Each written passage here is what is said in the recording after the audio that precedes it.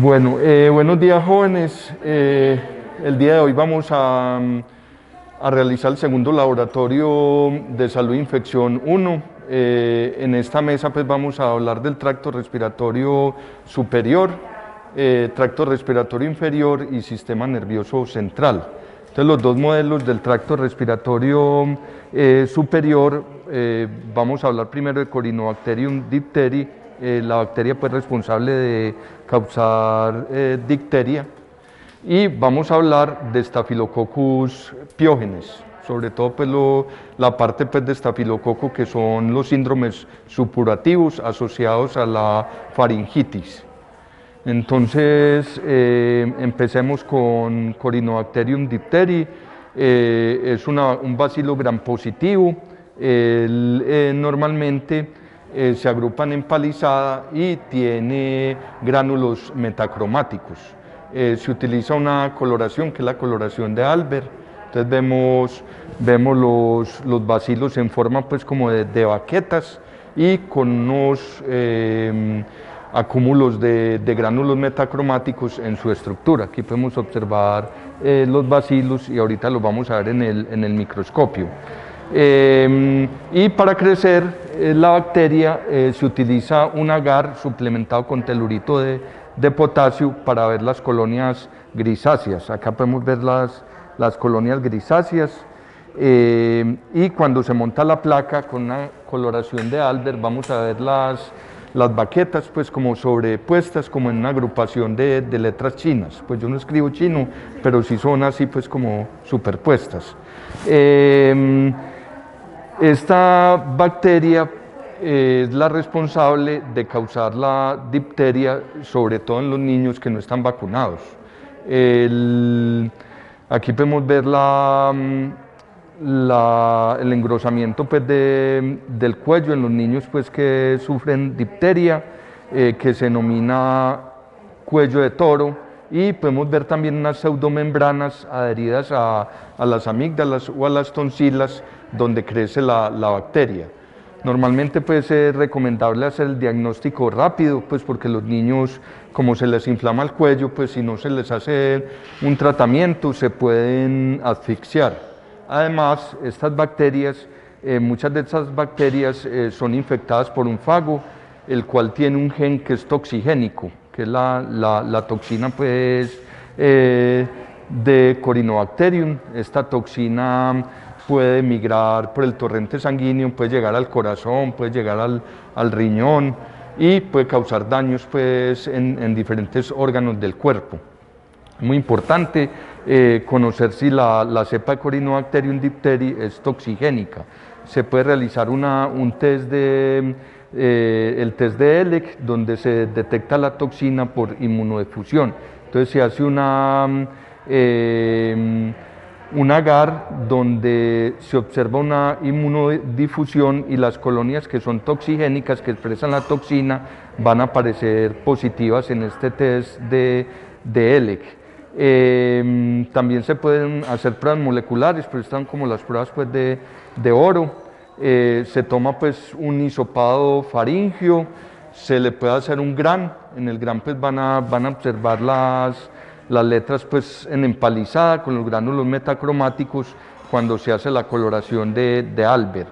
Y lo segundo que se hace después de hacer la coloración de Albert es hacer el cultivo. Se hace el cultivo normalmente en un agar suplementado con telurito de potasio.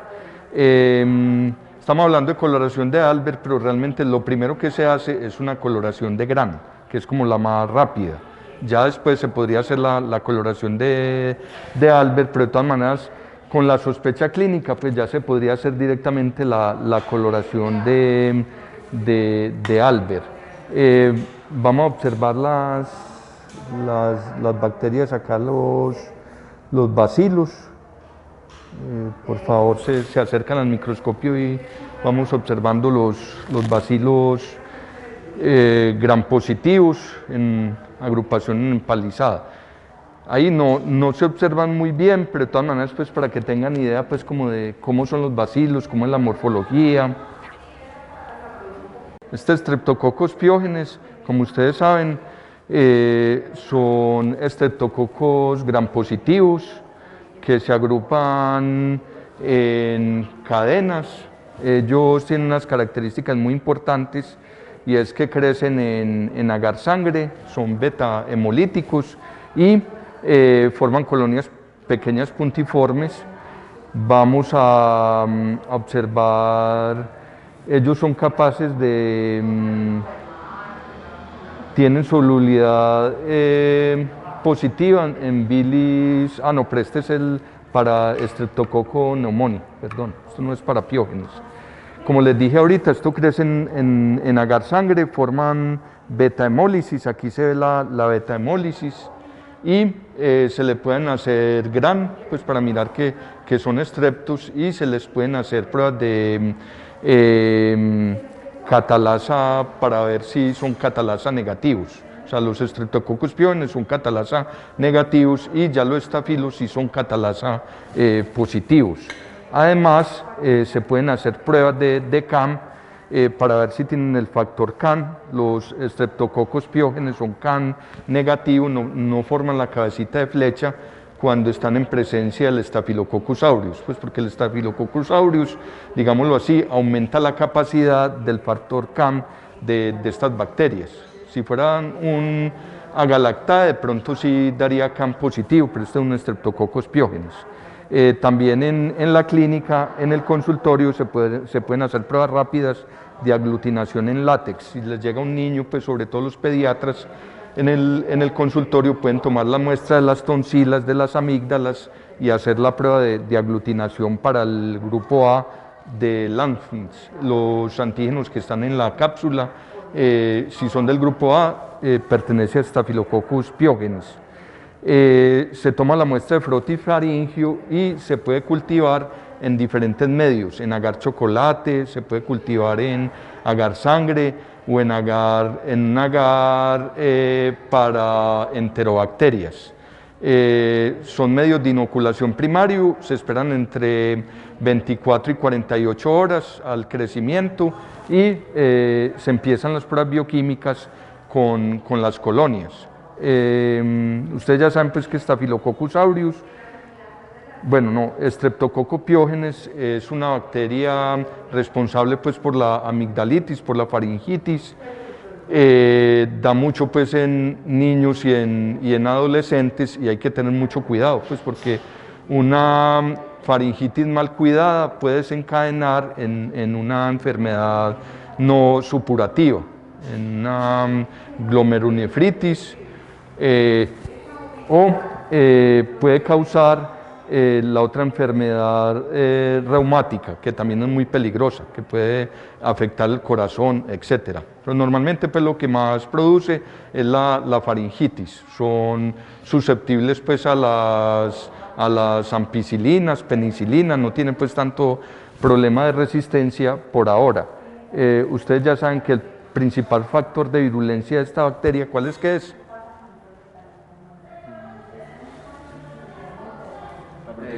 La proteína M es el principal factor de virulencia de Streptococcus pyogenes. Y bueno, es muy importante sobre todo pues, en los niños, en la faringitis y en la amigdalitis. ¿Qué más les cuento sobre esta proteína? Se pueden hacer también, se puede detectar las streptolicinas. ¿Ustedes se acuerdan de la streptolicina O?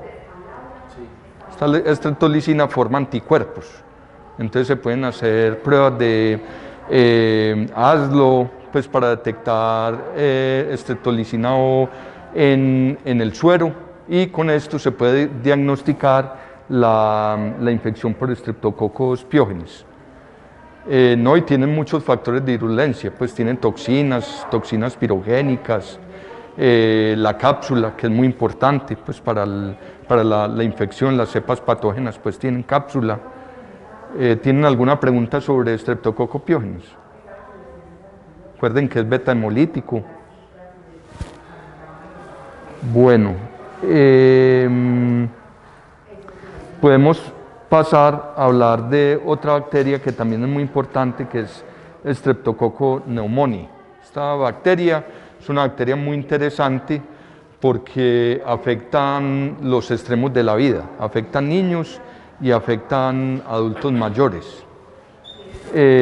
También es un estreptococo, tiene unas características muy importantes y es que los vamos a ver como en especies de diplococos lanceolados. Pues ellos realmente no son cocos, sí son cocos, pero se agrupan pues en dos cocos lanceolados.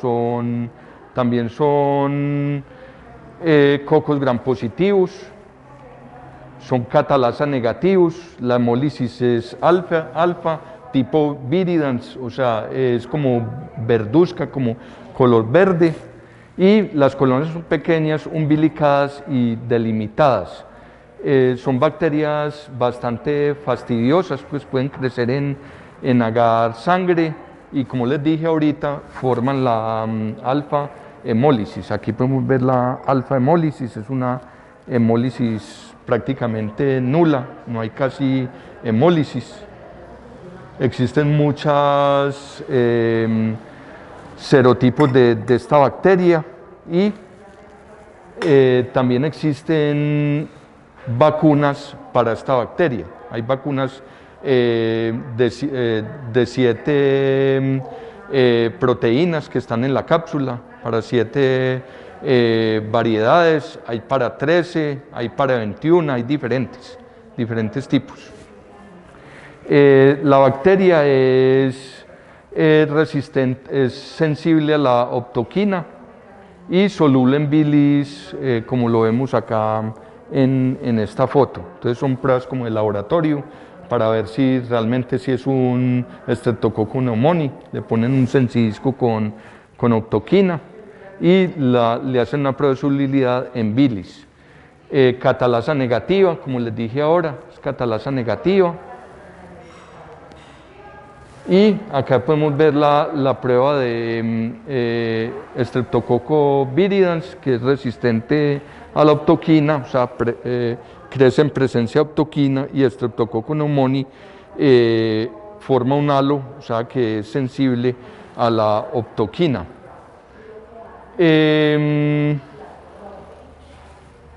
También se puede hacer una prueba de sensibilidad a la penicilina. Aquí podemos ver estreptococos sensibles. Acá este es positivo, o sea, sensible a la penicilina, y este es negativo. Sí, acá es sensible y acá es resistente a la penicilina. O sea, cuando es resistente no se forma halo, y cuando es sensible se forma un halo. Esto se toma una muestra de hisopado nasofaríngeo para poder obtener la bacteria. Como les dije ahora, pues afecta sobre todo pues, niños que no están vacunados y adultos mayores. Entonces hay que tener mucho cuidado pues, con este Streptococcus pneumoniae. ¿Tienen alguna pregunta, alguna duda sobre este tema de Streptococcus pneumoniae? ¿Que determina en forma como que sea resistente o no a la penicilina como el mismo microorganismo? No, pues lo que siempre se ve, si tienen genes de resistencia que produzcan las beta-lactamasas, las PBP, que son las proteínas que están en la membrana, que pueden degradar los anillos beta-lactámicos de los antibióticos. Entonces, muchas veces hay cepas que son resistentes a estos antibióticos, los beta-lactamasas de espectro extendido, las BLE, y muchas veces hay varios mecanismos de transmisión de estas resistencias. Acuérdense que por el pili se pueden pasar el material genético y las bacterias se vuelven resistentes, así no sean de la misma especie. O sea, supongamos una E. coli, le puede pasar a otras bacterias. ¿Y qué son colonias umbilicales? Son en forma de... son alargaditas. Aquí no se ve bien, no se ven las colonias. Habría que verlas en un microscopio para que vean la forma. De todas maneras, ellas después de 48 horas se pueden empezar a degradar, se autolizan. Bueno,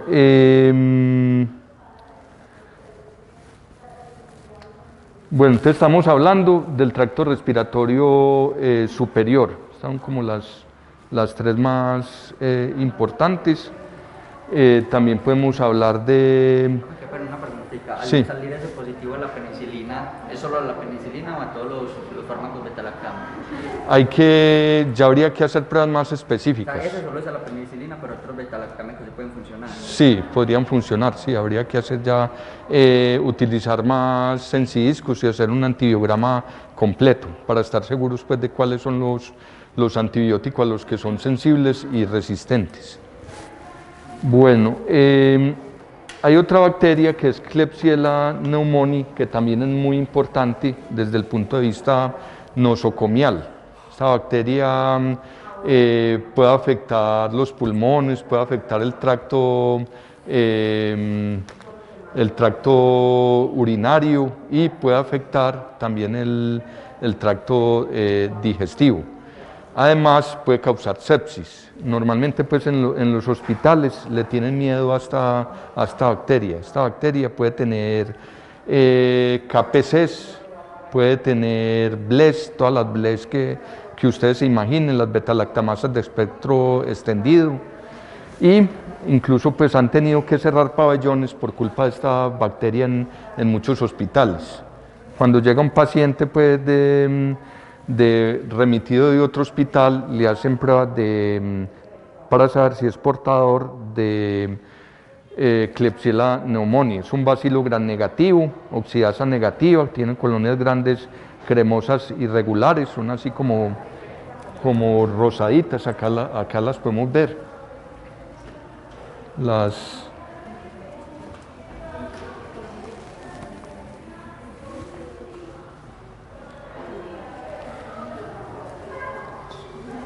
Y a estas bacterias hay que hacer las pruebas de resistencia a beta-lactamasas. Para la identificación pues se pueden hacer pruebas de identificación bioquímica, son ureasa positivas, así como lo vemos acá, citrato positivo, forman gas. También son lisina positivo, y la movilidad es negativa, tampoco forman indol y tampoco forman sulfuros. Entonces, esta es una forma pues como una identificación bioquímica, además pues del crecimiento pues con las colonias características. Aquí vemos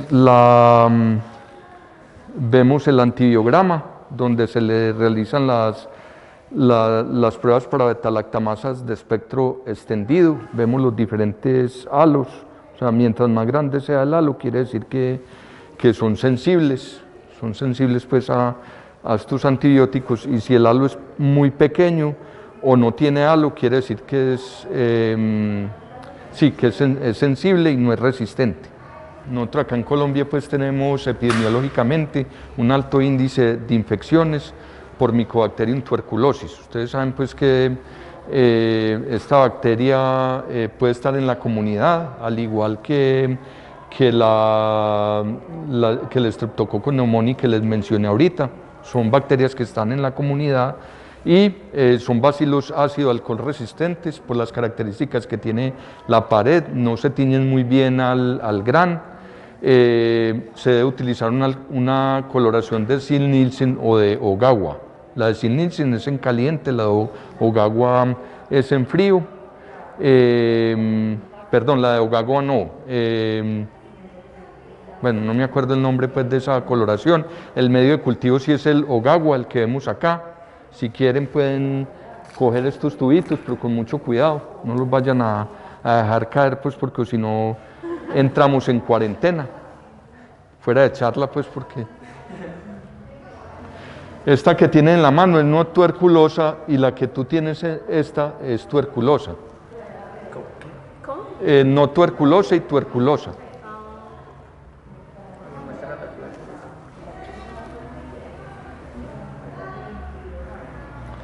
Mejor pongámosla allí en la gradilla. Estas bacterias son de crecimiento muy lento, se pueden demorar varios meses en crecer. Ellas reducen, son reducción de nitritos positiva, acumulación de niacina, catalasa positiva a 25 grados, catalasa negativa a 68 grados. Se debe tomar una muestra de esputo seriada, o sea, 3 días diferentes en un lugar ventilado. Después de tomar la muestra de esputo, se lleva al laboratorio y se hace la tinción de Nielsen y se mira la cantidad de bacilos para mirar pues si es bacilífero o no es bacilífero. Aquí podemos observar una placa donde se ven los bacilos ácido alcohol resistentes y vemos el medio de cultivo o gagua donde se ven las colonias. Como yo les comenté, se transmite por el aire y uno solamente pues con respirar la bacteria se podría infectar, pues dependiendo de las condiciones que tenga la persona. Por eso se deben usar tapabocas, ojalá también N95. ¿Qué más les comento? Vamos a ver las colonias acá en el microscopio. ¿Qué me pueden contar sobre el sistema nervioso central? ¿Cuál es, digámoslo así, la manifestación más prevalente? Cefalea, ¿qué más? Meningismo. Convulsiones, fotofobia, fiebre. Sí, fotofobia. Normalmente cuando llega un niño al hospital, a la clínica, puede llegar con signos de meningismo, con signos de Kerning y signos de Brunskiski. Los de Brunskiski son cuando le levantan el cuello, la nuca, él inmediatamente flexiona las piernas. Y el signo de Kerning quiere decir que ellos no son capaces de doblar las rodillas, tienen como una rigidez en las rodillas. Fuera de eso, lo que mencionamos ahorita, pueden tener convulsiones, pueden tener fotofobia, etc. Entonces, cuando les llega un niño así a la clínica, ustedes tienen que pensar en una infección del sistema nervioso central y deben tomar una muestra de ¿qué? ¿Qué deben tomar? Líquido cefalorraquídeo. Bueno, en condiciones normales, ¿cómo se encuentra ese líquido cefalorraquídeo? Transparente y estéril, o sea, no debe tener ningún microorganismo. Las células del sistema inmune sí podrían estar ahí, pero no hay microorganismos. Entonces, se toma la muestra de líquido cefalorraquídeo en una vértebra lumbar con una aguja especial y se toman por ahí unos 10 ml más o menos para hacer diferentes pruebas. ¿Qué tipo de pruebas se le podrían hacer a este líquido cefalorraquídeo? Cultivos. ¿Qué más? Coloración. Muy bien, porque con la coloración nos damos cuenta si la bacteria está o no está en ese medio en el líquido cefalorraquídeo. Entonces aquí podemos observar diferentes tipos de líquido cefalorraquídeo. Aquí vemos un líquido cefalorraquídeo transparente. ¿Qué quiere decir esto? Está bien. Que podría estar bien o podría tener una meningitis aséptica, o sea, muy baja cantidad de bacterias, entonces se ve transparente. Viral. O podría ser viral, sí, podría ser viral, bueno, sí. Aquí vemos otro líquido que es xantocrómico. ¿Qué podría decirnos este líquido cefalorraquídeo? Que tiene una meningitis infecciosa. Y que podría tener alguna hemorragia el paciente, pues porque está xantocrómico, está con sangre. De todas maneras, es normal que durante la punción lumbar se rompa algún vasito y haya contaminación del líquido cefalorraquídeo con sangre. Y vemos este otro líquido cefalorraquídeo que este sí está completamente turbio. Este sí nos habla de una posible meningitis bacteriana. Entonces lo que se debe hacer es una coloración de Gram y un cultivo. de nuevo en diferentes medios, en un agar sangre, en un agar chocolate y en un agar para enterobacterias, pues porque podría ser una enterobacteria, se espera entre 24 y 48 horas, mientras tanto se hace la coloración de Gram para ver qué tipo de bacterias podrían estar ahí. Podría ser diplococo, una Neisseria meningitidis, podría ser una Haemophilus influenza. ¿Qué otra bacteria podría ser así de meningitis aguda? Listeria monocytogenes, etcétera. Pero la Escherichia coli también da... También podría dar meningitis, sí, sobre todo en los niños. Ya voy a terminar. Aquí vemos Haemophilus influenza, que es la bacteria que yo les estaba mencionando ahorita, es un cocobacilo gram negativo. En este momento los casos que se están viendo son de Haemophilus no tipificables, pues porque la Haemophilus influenza tipo B sí existe la vacuna. Entonces de nuevo pues se cultivan los diferentes agares y se determina la morfología. Acuérdense que es un bacilo gram negativo.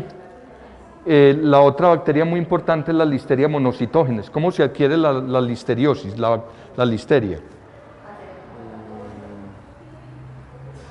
A través del sistema digestivo, por alimentos contaminados.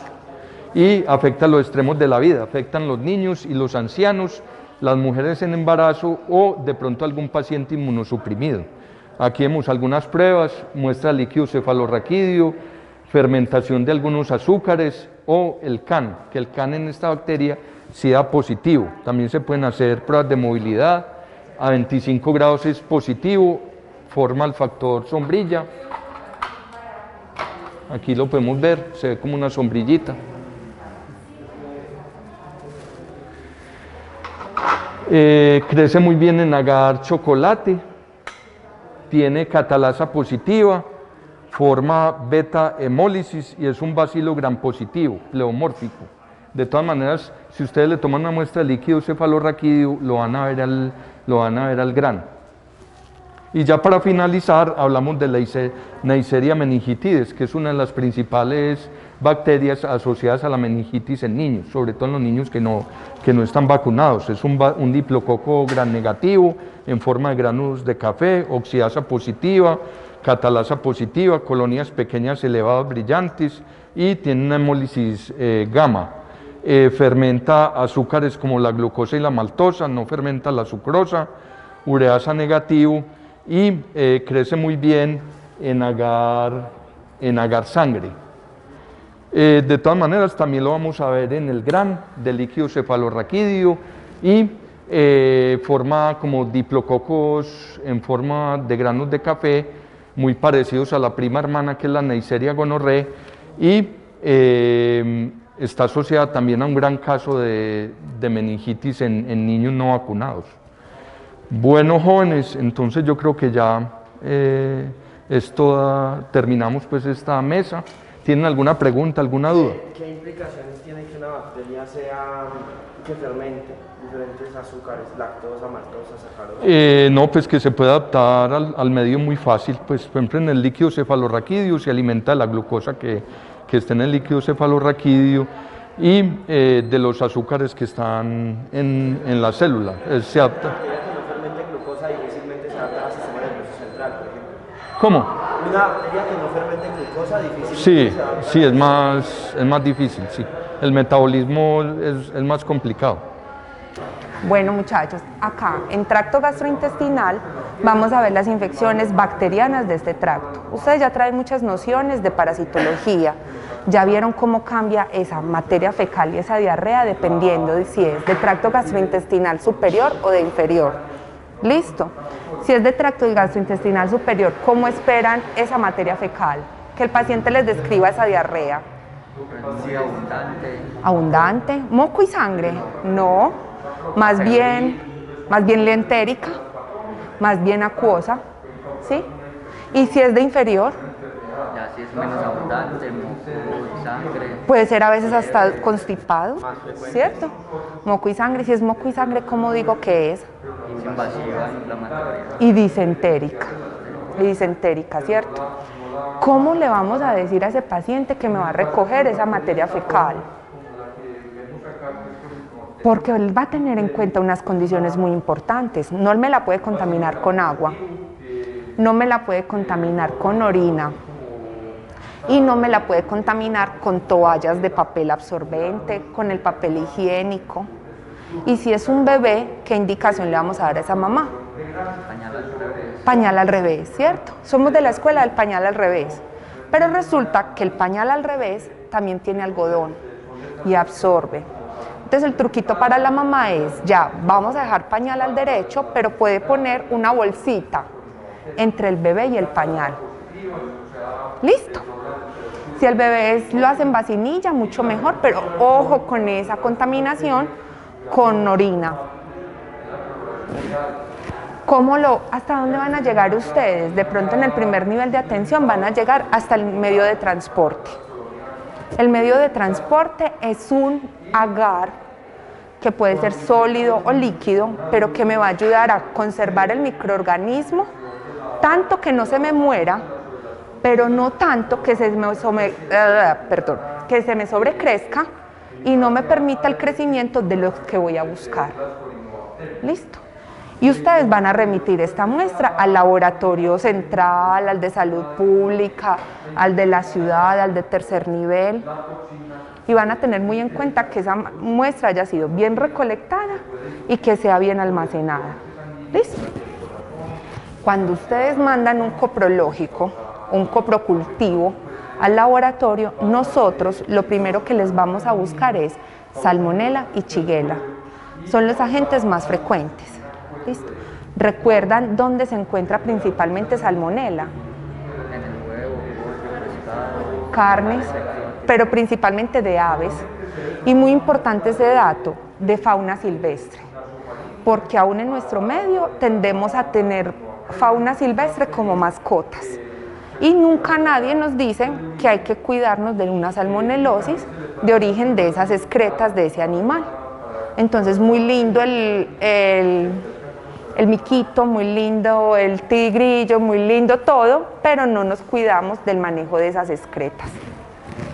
¿Qué características tienen entonces? Vean, por ejemplo, lo que ustedes analizaron en la práctica pasada, medios de cultivo selectivos, que nos ayudan a nosotros a diferenciar esas condiciones de ese microorganismo. Resulta que Salmonella hace hidrólisis de iones de hierro que hay en el agar y me da producción de ácido sulfídrico con una colonia característica de borde transparente, Salmonella, de borde transparente y centro negro, a la cual nosotros denominamos enojo de pescado. Y miren Shigella cómo la hace totalmente transparente. ¿Sí? Pero resulta que yo como microbióloga no me puedo quedar ahí. Yo digo, esto tiene una cara de Salmonella impresionante, ya, reportado, Salmonella SPP. No, yo tengo que confirmar que este agente es. No solo ese crecimiento característico en agar XLD y en agar SS, que es agar Salmonella Shigella, me van a ayudar, pero yo no me puedo quedar ahí. Entonces yo me valgo de una batería de pruebas de identificación. Ustedes vieron en la práctica pasada la serie bioquímica, dentro de los medios y las formas de identificación. Ahora también vieron la serie bioquímica. Entonces vamos a analizar esa diferencia entre una serie bioquímica sin sembrar y una serie bioquímica que nos ayudó a definir que el resultado era una salmonela.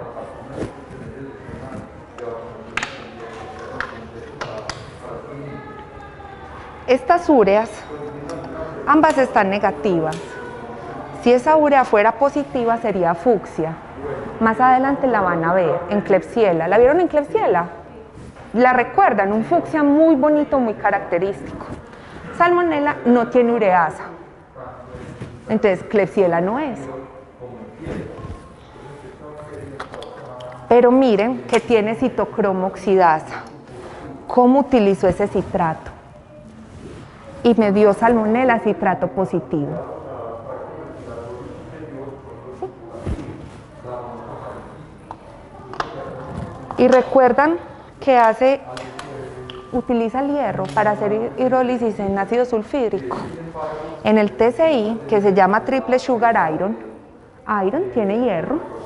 Miren cómo lo utiliza y cómo vira ese medio.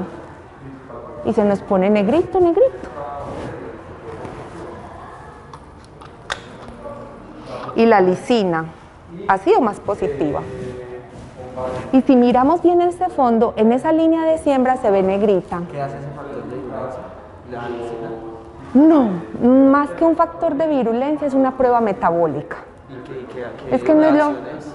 sí, no es lo mismo decir que Juan Diego solo come papitas y ya yo puedo saber que donde haya papitas va a estar Juan Diego.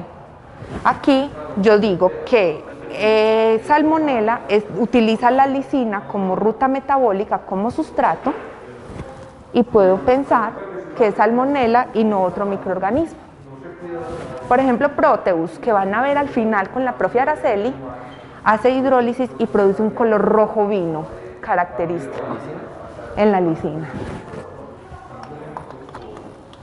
Y aquí vamos a ver un mecanismo físico de locomoción. Esta prueba se llama sulfuro indol movilidad. Producción de ácido sulfídrico, ¿positiva o negativa? Más que positiva. Indol no les he hecho la revelación con el COVAX, pero movilidad. Miren el medio como es transparente. Miren cómo lo enturbió. ¿Será que tiene estructuras de locomoción? Total. Entonces ya yo voy aquí, tuve pruebas características, hice la prueba de la oxidasa y me dio negativa, hice la serie bioquímica, ya sí les puedo decir, doctor, estamos ante una salmonelosis.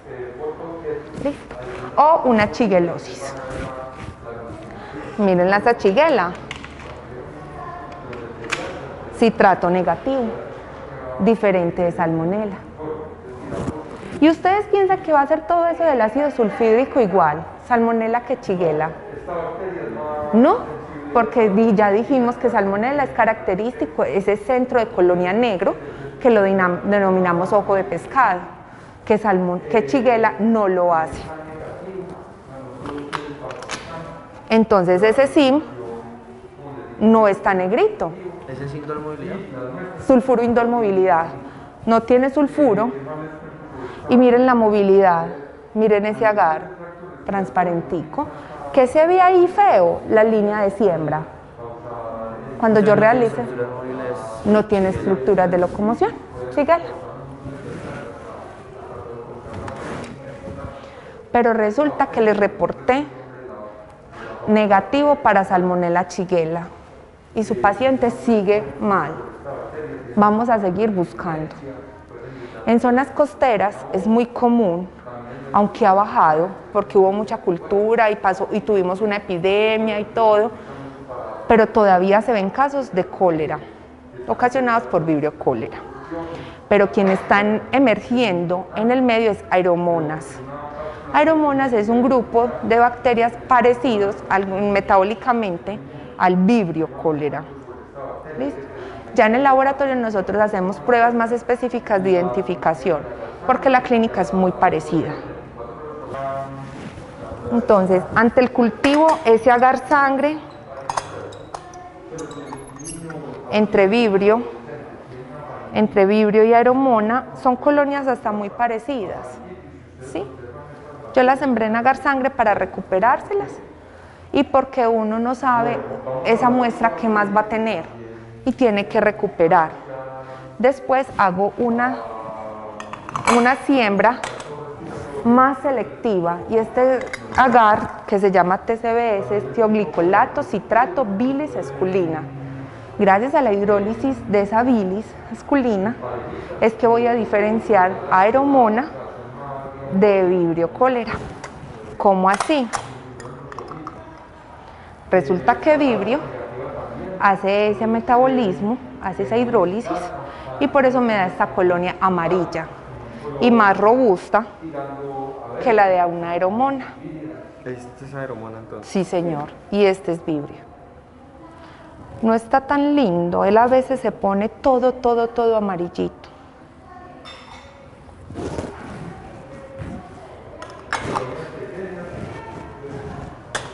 Otras formas de diferenciarlos es con la prueba de la cuerda. La prueba de la cuerda consiste en que tomas en una placa portaobjetos una gota de desoxicolato de sodio y tomas una azada y levantas. Eso me ayuda a diferenciar los géneros plesiomonas, aeromonas de vibrio. Vibrio siempre va a dar positiva a la prueba de la cuerda. Son pruebas específicas de laboratorio. Es muy fácil de identificar. Serían entonces colonias no fermentadoras de lactosa en agar McConkey, que es el rosadito que hemos visto en casi todas. Listo. Y acá, para terminar, este grupo de microorganismos, ya vieron los 5 tipos de coli. ¿La recuerdan? Enteroinvasiva, enterohemorrágica, enterotoxigénica, enteropatogénica y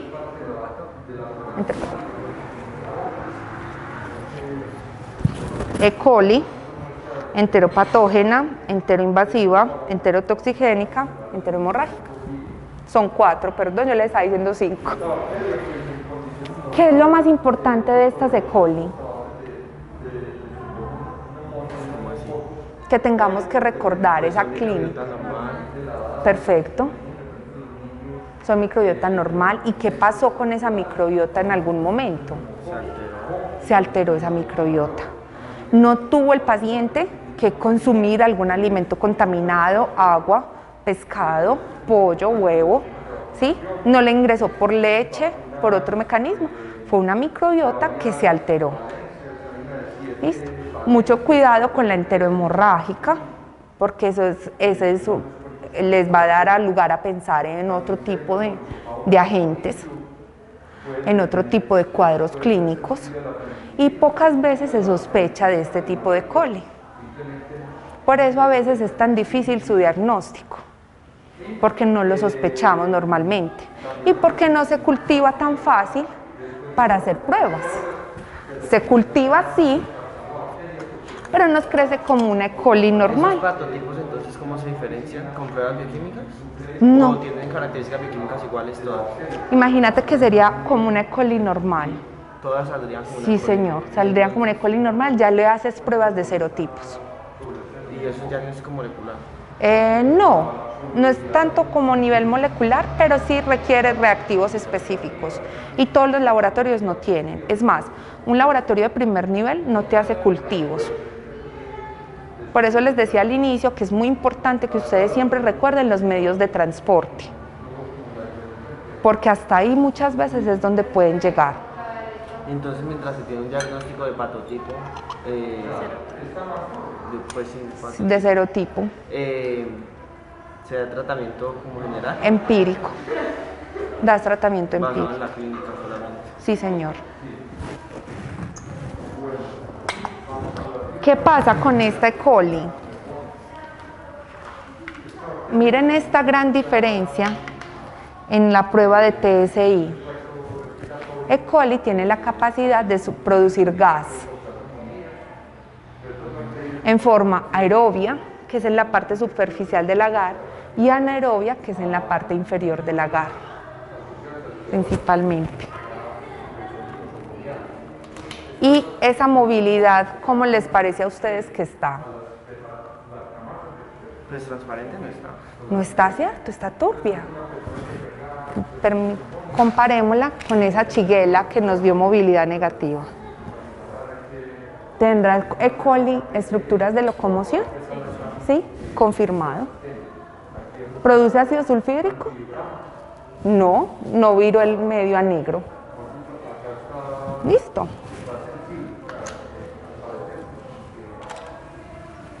Y vamos a hablar de algo muy importante, que de ahora en adelante va a ser tema para ustedes. Vamos a hablar de resistencia antibiótica. ¿Sí?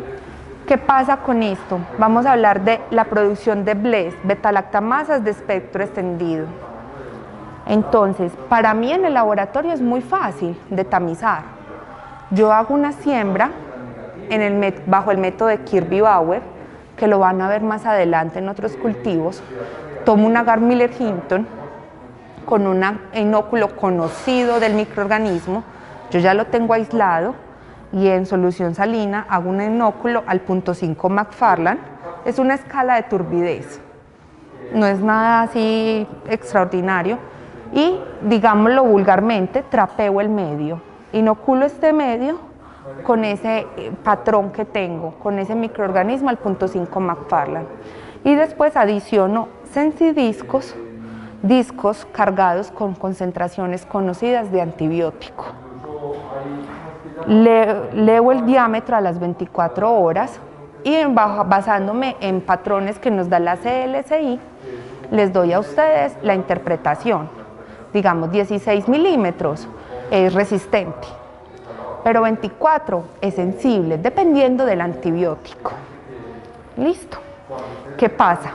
Estas betalactamasas de espectro extendido se transmiten muy fácil, se transmiten por plásmidos e incluso cromosómicamente. ¿Qué estamos haciendo en el medio para evitarlas? Cultura de uso racional de antibióticos, no automedicarnos. Miren que las personas incluso por cualquier dolor de garganta y todo, se están automedicando, ya saben cuál fue la fórmula anterior y corren y la compran y repiten el esquema sin tener un acompañamiento médico. Y la campaña de lavado de manos en las instituciones de salud.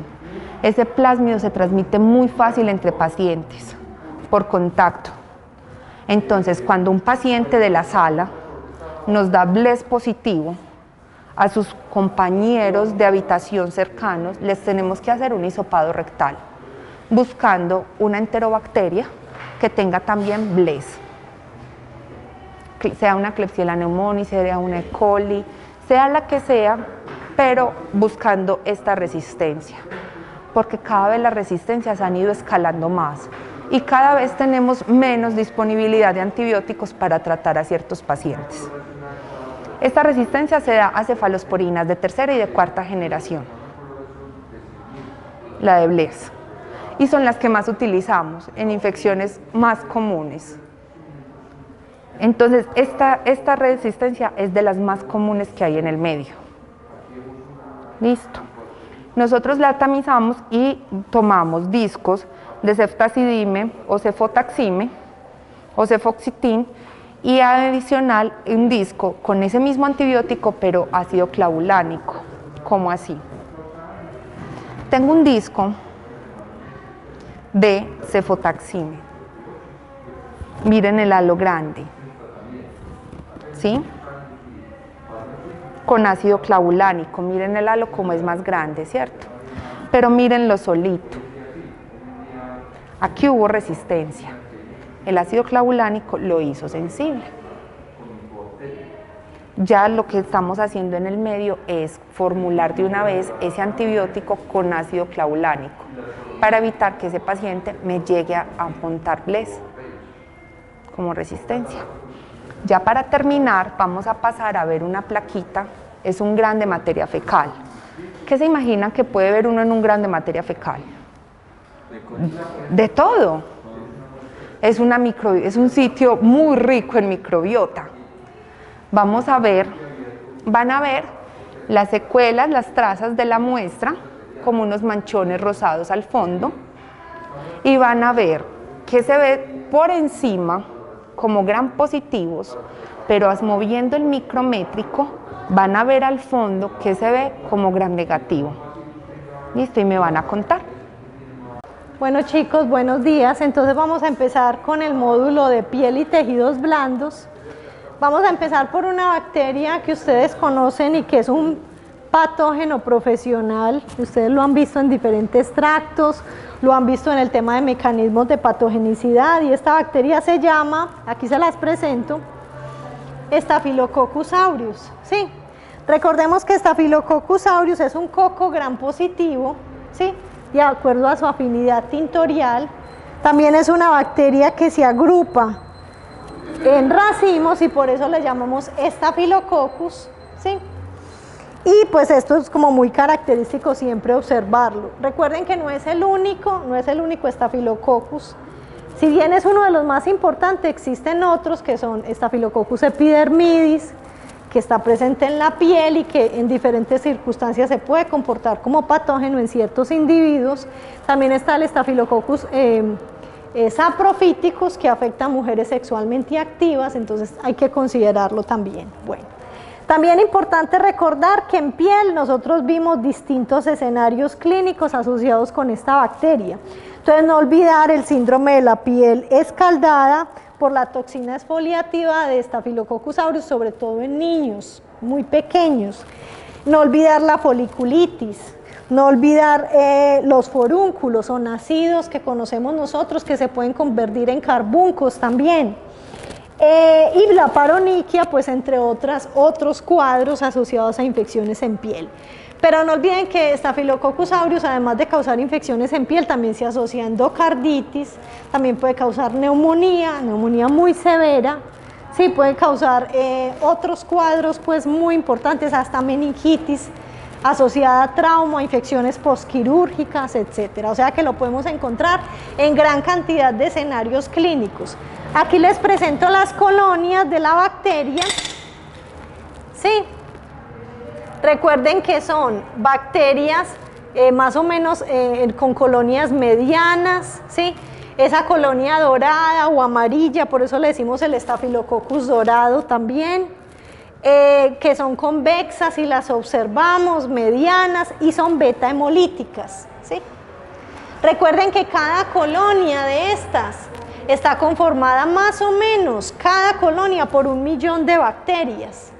Así que ahí tenemos una gran población que se está replicando de manera exponencial.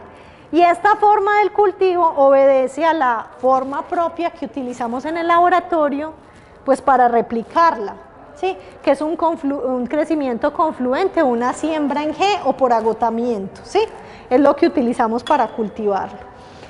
Existen unas pruebas, entonces aquí tenemos la prueba de coagulasa y podemos ver cómo la bacteria puede coagular el plasma, ¿sí? Plasma de conejo generalmente, aunque esto también existe en pruebas comerciales. Y pues esa coagulasa pues le permite a la bacteria invadir ciertos sitios corporales, ¿sí? También evadir la respuesta inmune, evadir pues la respuesta con antibióticos también. Y también existe la prueba de catalasa, que muchos de ustedes la hicieron en el laboratorio. En la catalasa nosotros exponemos la colonia de la bacteria a peróxido de hidrógeno. Una vez la ponemos en placa, se detecta una efervescencia producto de la reacción del peróxido de hidrógeno convertido en oxígeno y agua. Y esa también es una característica propia de identificación de la bacteria en el laboratorio, pero a su vez ayuda a que esta bacteria pueda sobrevivir en ambientes, desdoblar esos productos tóxicos del metabolismo del oxígeno. Esta bacteria, como les digo, es un patógeno profesional. En el laboratorio utilizamos diferentes métodos para evaluar la interacción de las bacterias con el antibiótico. Y uno de ellos es el antibiograma por Kirby-Bauer o por difusión en agar.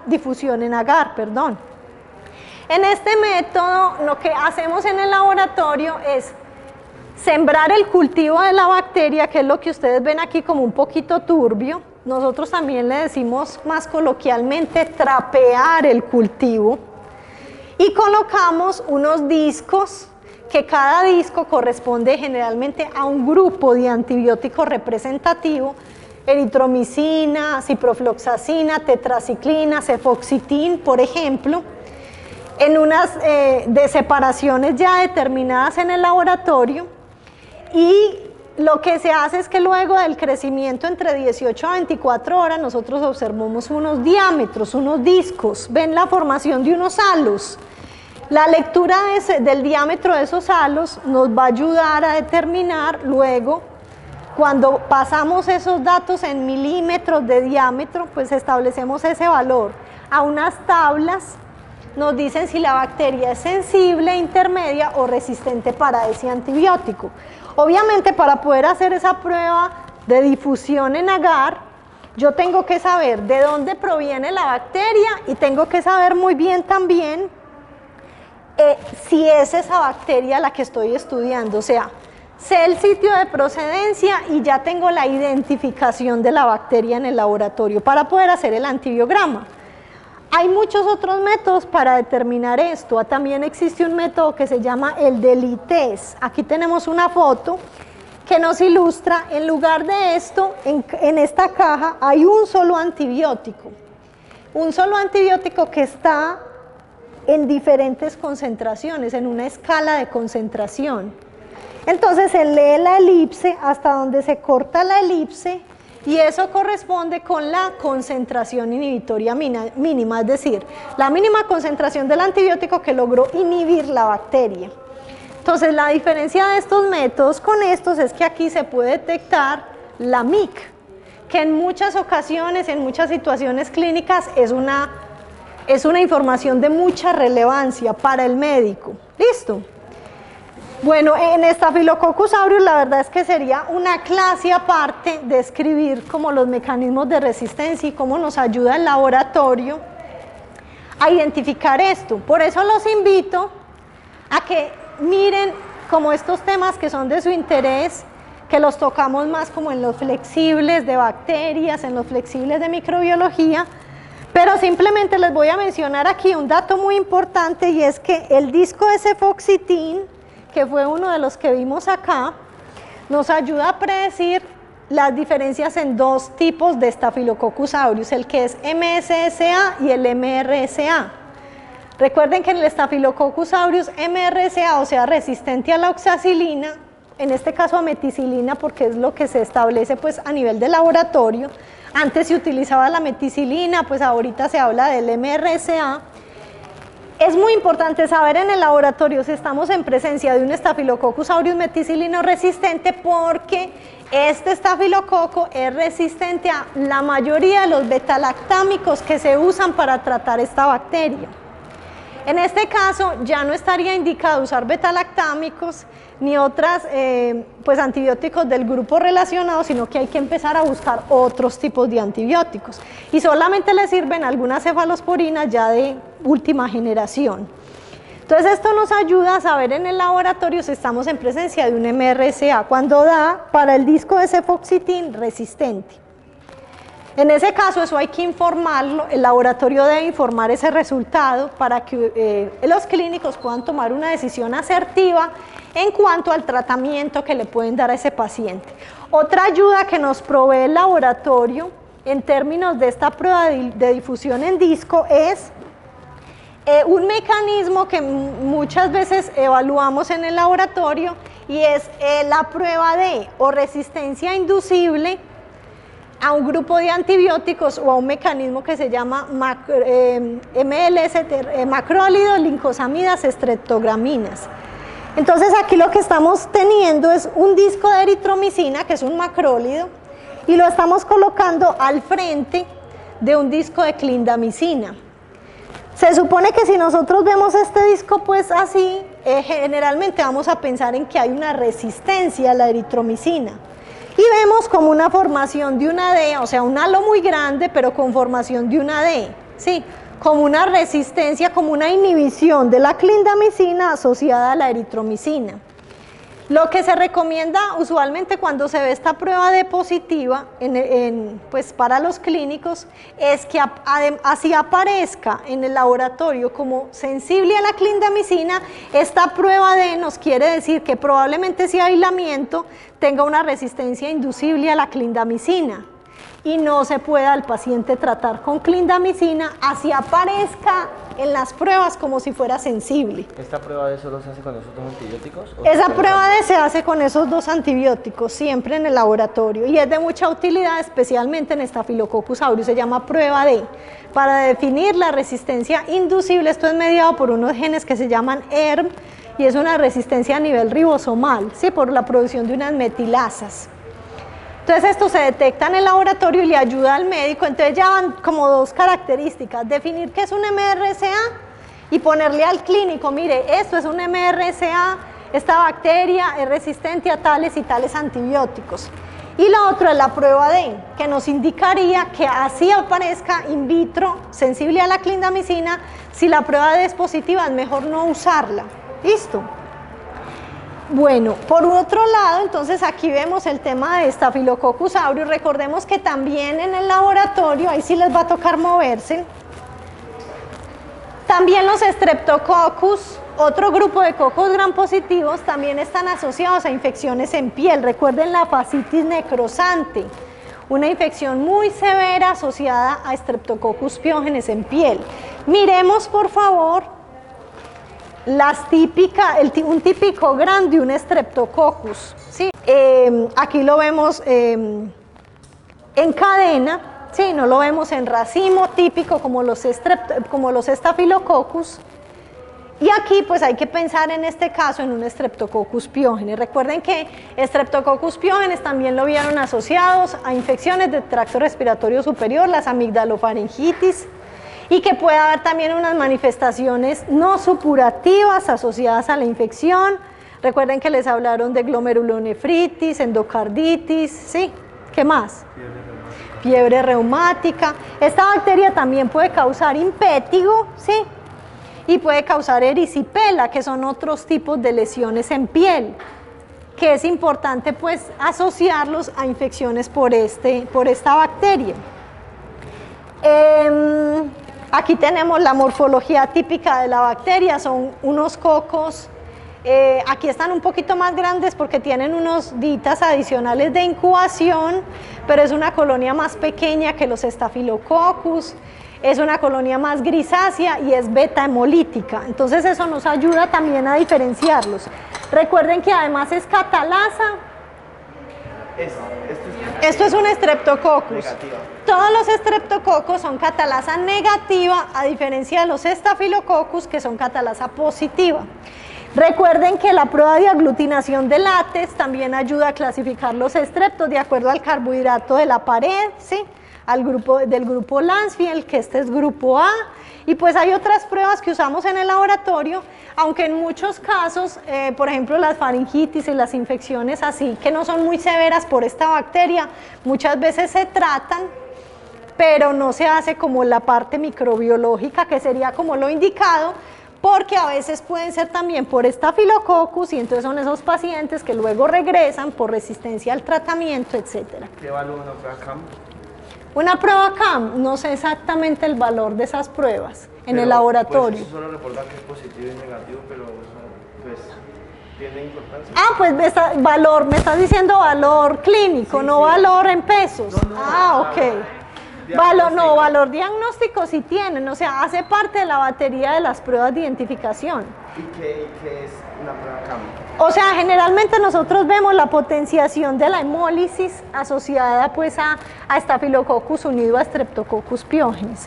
Pero básicamente digamos que no es muy frecuente que las infecciones, sobre todo cuando es de tracto respiratorio superior, pasen como por este tema del antibiograma, el cultivo, la identificación. Muchas de estas es cuando ya son como más severas, que se hace como el diagnóstico. Idealmente, ¿cierto? Todas las amigdalofaringitis, lo que pasa es que como Streptococcus pyogenes responde muy bien a la penicilina, sobre todo en esas infecciones que no son tan severas, entonces a veces se deja identificar.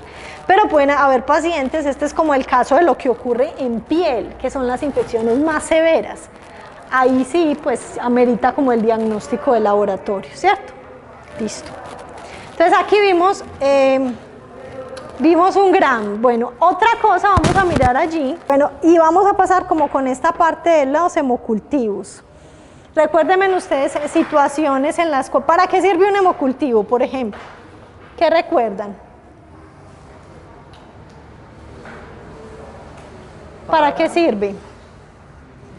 Evaluar la presencia de microorganismos en sangre. Muy bien, para evaluar la presencia de microorganismos en sangre. Entonces, ¿y por qué pueden llegar los microorganismos a sangre? ¿Por qué? Se diseminan. Por una diseminación, ¿cierto? Puede ser una neumonía bacterémica, entonces hay diseminación a sangre, o porque yo tengo un catéter y puedo hacer una bacteriemia, o porque tengo una endocarditis. Una helicobacter, una Escherichia coli enterohemorrágica, ¿se puede encontrar un hemocultivo? Podría, pero básicamente es más enteropatógena, es más asociada a infección a nivel entérica. Bueno, pueden haber muchas situaciones clínicas donde un paciente pues llegue una bacteria a causar infección en sangre. Recuerden que no solo las bacterias causan infecciones en sangre, puede haber fungemias, o sea, infecciones por hongos. Aquí es muy frecuente cándida, por ejemplo, ¿sí? Entonces, normalmente nosotros utilizamos pues este tipo de botellas, que son botellas de hemocultivos. Generalmente esto tiene medios de cultivos específicos de acuerdo pues a las bacterias que se vayan a evaluar, o a los hongos, o si es un cultivo para aerobios, o si es un cultivo para anaerobios, que también existen hemocultivos para anaerobios. Simplemente es como un medio que le provee las condiciones precisas a esa sangre, que es la muestra, para que puedan propagarse o crecer las bacterias pues de interés. ¿Listo? Entonces, generalmente estas botellas de hemocultivo también hay diferenciación de si es para niños, si es para adultos, porque la relación entre el medio y la sangre es diferente, entonces hay que tomar una cantidad de muestra específica. En los adultos se recomienda que sean 10 mililitros, se recomienda que si es una toma periférica, entonces se le tome en una vena, y luego le cambie el brazo y le tome en otra vena, que esté monitoreando la temperatura, que tengan una diferencia en tiempos una muestra de otra, y que se tomen como mínimo 3 hemocultivos, en términos pues generales, porque esto varía, que si es de punta de catéter, etcétera, o sea es diferente dependiendo de las características propias de la condición del paciente. Pero sí se recomienda que hayan al menos 3 hemocultivos seriados para tener una mayor sensibilidad pues, y especificidad en el resultado. Tomar muy bien la muestra, hacer muy bien la fleotomía, limpiar muy bien los frascos antes de inocular la sangre. Y luego estos frascos son incubados en unos sistemas como de incubación comerciales, el Bactec y hay otros. Entonces las botellas se colocan en esos sistemas y lo que ocurre es que con el paso de los días, ellas tienen unos días de incubación, los equipos pitan. Y cuando pitan, esto es sugestivo de que hay un hemocultivo positivo. Entonces uno saca el frasco e inicia el proceso de identificación de la bacteria de interés. Porque pues, al pitar está pues, indicando cambios en el crecimiento o turbidez en el medio. Y eso lo detecta el equipo y entonces eso es lo que nosotros evaluamos. ¿Listo? Bueno. ¿Por qué Neisseria meningitis de hemocultivo? Pues esto es un ejemplo que pusimos aquí, pero también lo podemos evaluar. Recuerda que Neisseria meningitis también causa infección a nivel del sistema nervioso central y puede haber un fenómeno de bacteremia asociado, por ejemplo, a una artritis, ¿sí? O sea, la bacteria también puede estar asociada. Usualmente el proceso normal, digamos lo clásico, lo más básico en la microbiología, más o menos dura como 3 días, ¿sí? Un proceso para una bacteria de crecimiento usualmente de 18 a 24 horas, entonces tenemos la siembra de la muestra el primer día, después el cultivo, que tengamos el cultivo y luego el antibiograma. Así que más o menos dura 3 días el proceso de identificación para la mayoría de las bacterias que crecen entre 18 a 24 horas. En el caso de estos hemocultivos, pues depende del tiempo, depende de la cantidad de bacterias que haya circulando en sangre y qué tan constante es esa aparición de esas bacterias en sangre, porque también hay bacteremias intermitentes, o sea, no en todos los casos la bacteria está circulando tan abundantemente en sangre, se pueden demorar varios días y eso puede también retrasar un poco el proceso diagnóstico. Para eso se han diseñado también, la profe les habló en sistema nervioso de los FINArrays, que son como métodos moleculares con los cuales se puede tomar de una misma muestra y hacer una PCR y definir un patrón de un número de patógenos asociados. De estos hemocultivos también se pueden hacer ese tipo de métodos y esto disminuye el tiempo del diagnóstico considerablemente. ¿Listo? Bueno, vamos a pasar acá. Bueno, aquí vamos a ver una bacteria que no es pues muy común en infecciones en piel, pero que es una de las históricamente muy conocidas, que es Mycobacterium leprae. Recuerden, Mycobacterium leprae, no leprae. Recuerden que esta bacteria es una de las típicas donde se produce una infección en piel, pero la bacteria se adquiere ¿por dónde se adquiere la bacteria? Por aerosoles. produce infecciones en piel. Se producen infecciones en piel por lesiones que también se ocurre, pero además esta bacteria no solo causa lesiones en piel, sino que también causa lesiones a nivel de nervios periféricos, o sea que causa manifestaciones aparte del sitio pues que ocupa directamente. Es muy común encontrarla así como la podemos ver acá, formando globias o acúmulos de bacilos. Y esto lo vemos en la prueba que llamamos baciloscopia, que es la tinción con, ¿cómo se llama la coloración? Para Mycobacterium, Nielsen. Con el Sil-Nielsen, muy bien, con el Sil-Nielsen. Entonces nosotros podemos ver la formación de estas globias características en las muestras. Recuerden que para el caso de lepra se determina el índice bacilar. Sí, que lo hacemos ¿dónde? ¿De qué muestras? De pacientes donde se sospecha lepra. Eso lo vimos en el taller. ¿De qué muestras? Partes frías no era. De los lóbulos de las orejas, de los codos, de las rodillas, de las lesiones nodulares que tenga el paciente, muy bien. Entonces vamos a ver las globias. Estas muestras son, mejor dicho, muy poco comunes, entonces aprovechenlas, que las tenemos hoy en el laboratorio. Ahí vemos las globias. Entonces miren que no solamente en la coloración de Sil-Nielsen se ve Mycobacterium tuberculosis, también podemos ver bacilos ácido alcohol resistentes que pueden luego asociarse clínicamente y ya por diagnóstico a que sea un Mycobacterium lepre. Vamos viendo aquí, el que ya vio las globias va mirando acá también. Recuerden que hay lepra lepromatosa, tuberculoide, borderline, que aquí hay que pensar en si el paciente es paucibacilar, multibacilar, el pronóstico de la lepra depende de esos espectros clínicos que tenga el paciente. Entonces como que todos estos factores hay que tenerlos en cuenta para abordar al paciente en el diagnóstico. Desde el laboratorio lo que más usamos es esto, el índice bacilar. Podemos cultivar Mycobacterium lepre en el laboratorio, aquí lo podríamos cultivar. ¿Sí o no? ¿Por qué? Progresión, que es a veces 30 años. Tiene un tiempo de generación muy largo, pero una cosa es el tiempo de progresión, otra cosa, no, hasta ahora no la hemos logrado cultivar en medios artificiales. Se cultiva en almohadilla plantar de ratones, pero nosotros pues no tenemos medios hasta ahora artificiales para cultivar la bacteria. Entonces casi que la detección es lo que podamos hacer con las baciloscopias, lo que podamos hacer en patología, algunas pruebas inmunológicas y las pruebas moleculares. ¿Listo? ¿Qué vieron aquí? Bacilos gram positivos esporulados. Recuerden el caso que vimos en clase de la lesión en piel de una mujer por accidente, por herida de caza, con una escopeta, ¿recuerdan? Entonces es un mecanismo traumático. Características de las infecciones asociadas a bacterias anaerobios. Voy escuchando. Trauma. Asociadas a trauma, muy bien, asociadas a mal olor. Y los invito a que huelan esta campana de Gaspac, porque es que hay cosas que solo cuando se viven se recuerdan. Me hacen el favor, cada uno va a pasar. Un olor nauseabundo. Es una tarea, sí.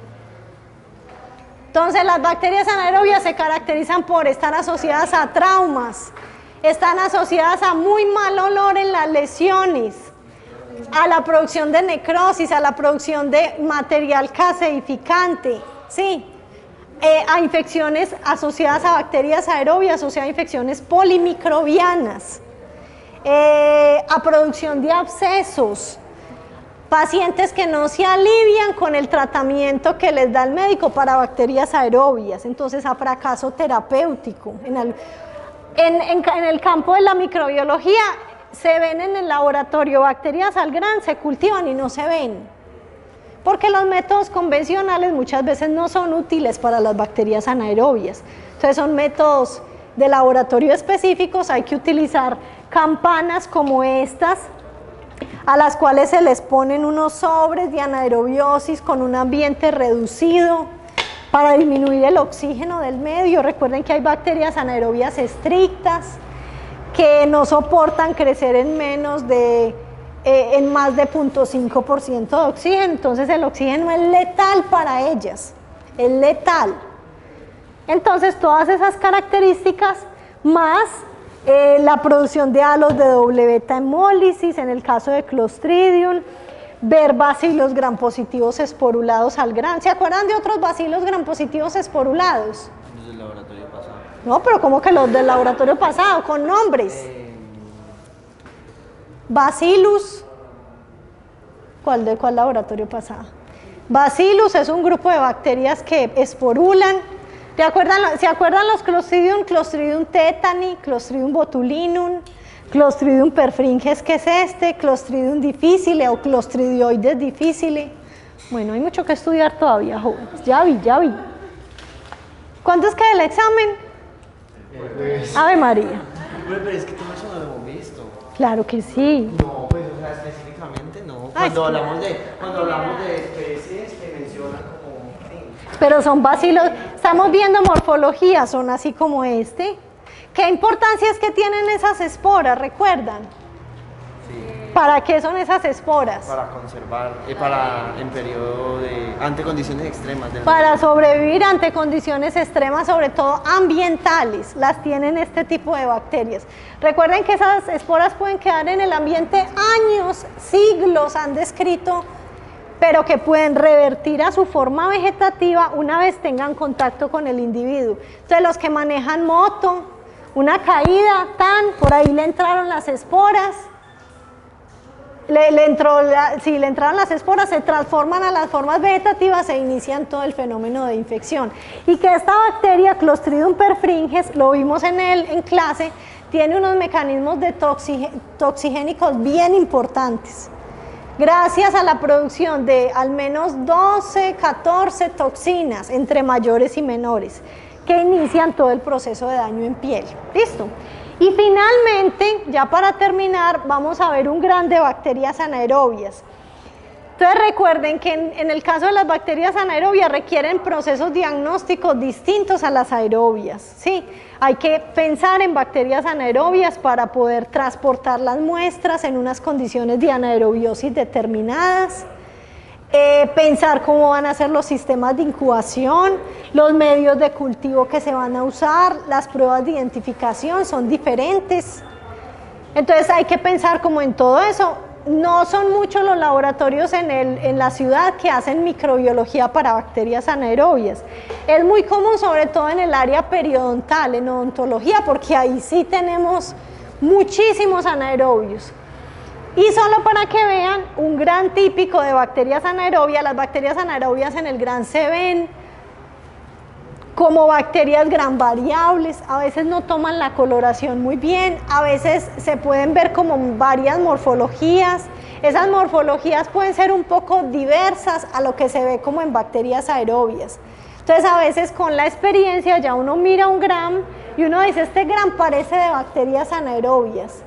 Sí, así como que lo describimos en términos muy coloquiales, como si fuera como un ripio. O sea, no, se ve algo como muy sedimentado en las morfologías, como muy pequeñas, como muy gran variables, y a veces eso, más la clínica, si el médico es juicioso y manda un resumen de la historia al laboratorio para orientarnos, nos puede hacer pensar que ese paciente amerita pues un cultivo para anaerobios, que como les digo no está disponible en todas partes, pero que sería indicado pues hacerlo, sobre todo para el tema de la evaluación de resistencia, conocer la epidemiología de la resistencia en nuestro medio de bacterias anaerobias y no dejar de diagnosticar muchos resultados que simplemente uno los ve en los reportes de laboratorio como negativos. ¿Cuántos de esos reportes negativos realmente no tienen de pronto una bacteria anaerobia y que no fue identificada? ¿Listo? Entonces vamos a pasar a ver este gram y con eso terminaríamos esta parte. ¿Cómo han estado? ¿Vieron la clase del viernes? Sí.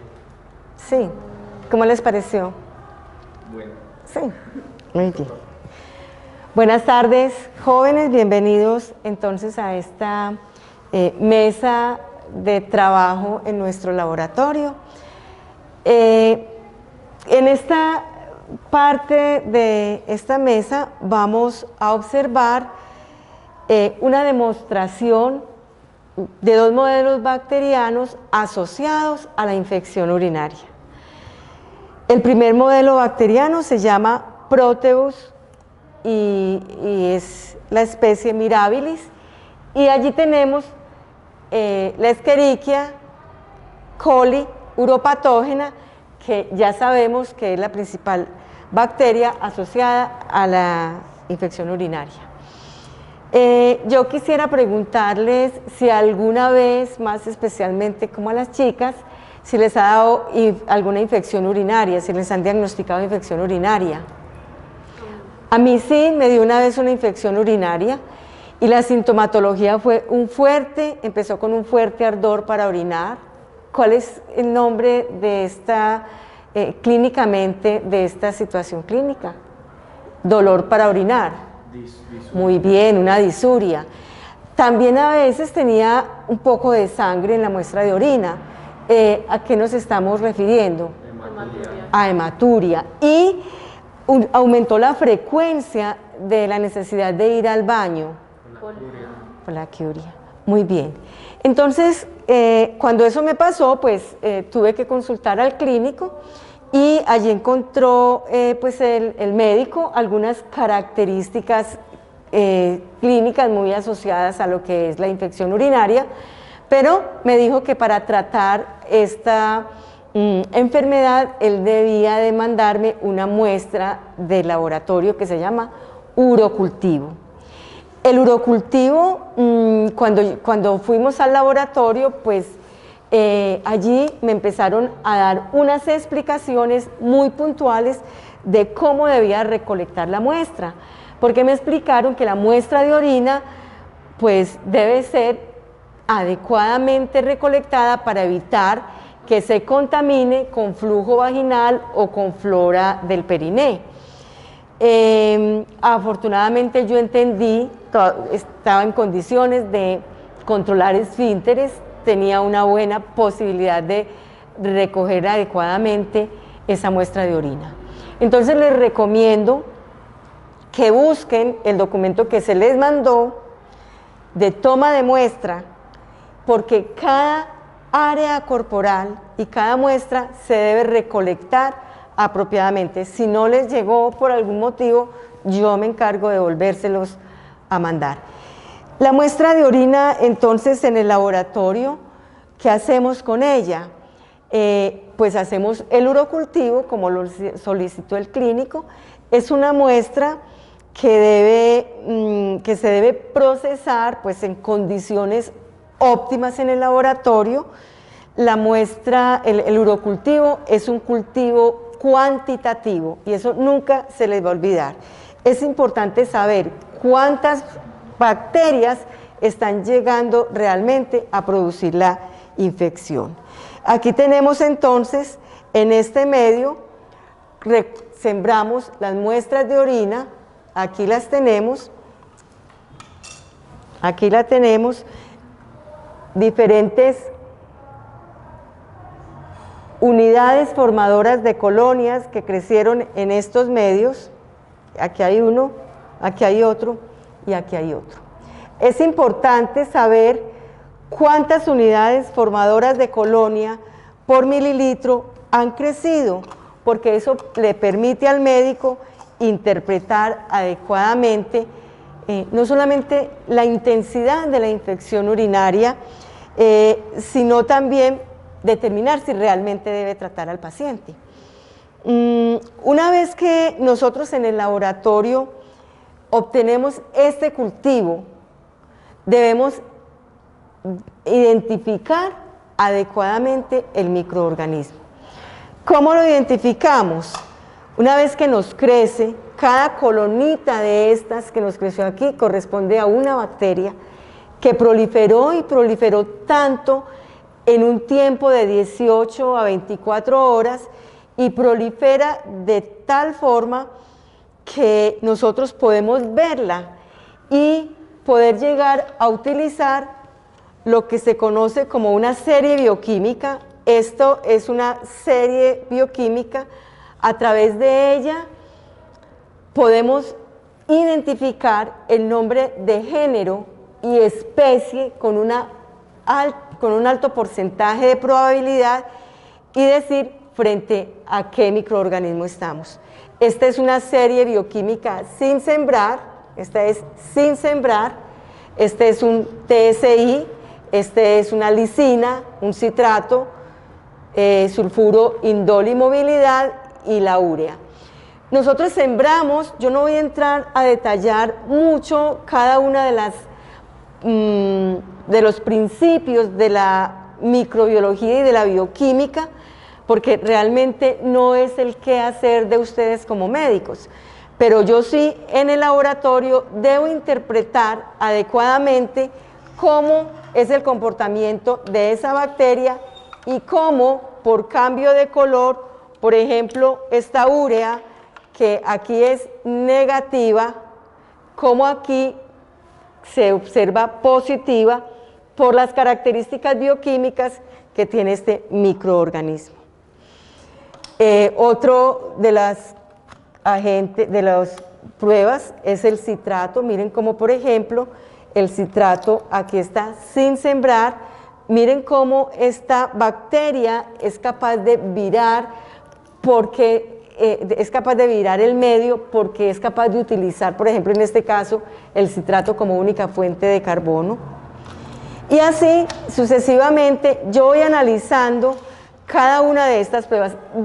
Comercialmente hay unos paneles mucho más pequeños con una cantidad de pruebas mucho más grande, pero es importante que tengamos claro que aunque este es en términos macro nos va a dar esa misma posibilidad, todavía sigue siendo importante y utilizado en los diferentes laboratorios. Cuando yo alcanzo a leer y a determinar por esta serie bioquímica y estas características que tiene esta bacteria, puedo llegar a decir que estoy frente a un Proteus, que es el género, y Mirabilis, que es la especie.